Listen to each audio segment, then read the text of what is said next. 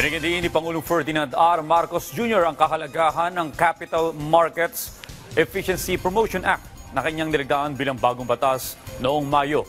Ayon po sa ating Pangulo, layo ng batas na gawing mas abot kaya ang pamumuhunan sa bansa at mas maging epektibo ang capital market sa mas maraming Pilipino. Si Gab Villegas sa report. Sinimulan nang ipatupad ang Capital Markets Efficiency Promotions Act o CMEPA na pinirmahan ni Pangulong Ferdinand R. Marcos Jr. noong Mayo. Pinangunahan ng Pangulo ang special bell ringing sa Philippine Stock Exchange na hudyat ng pagpapatupad ng batas. Layunin nitong pasimplehin ang mga proseso at pataasin ang kahusayan ng operasyon sa capital markets. Ito'y para makahikayat ng mas maraming investors na mamuhunan sa Pilipinas. Before this law, investing in stocks meant paying a tax, as Mon was explaining, paying a tax of 0.6%, 6 times higher than our neighbors in Singapore, Malaysia, and certainly the highest in Asia. Under CMEPA, that rate has been reduced to 0.1%.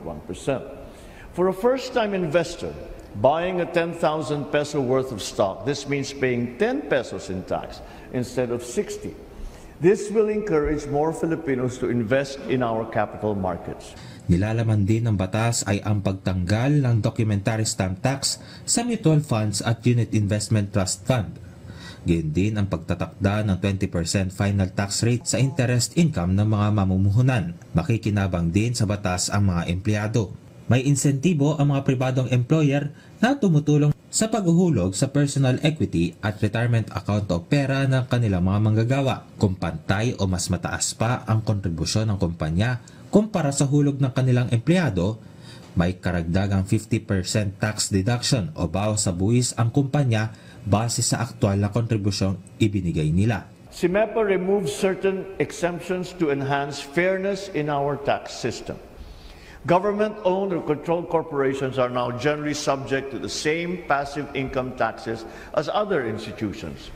From now until the year 2030, CMEPA is projected to generate over 25 billion pesos in net revenue, a substantial sum that can help fund the building of roads, bridges, hospitals, schools, other social safety net programs as well.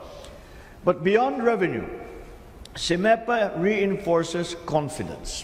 It shows that our financial system is becoming more equitable and structured for long-term stability.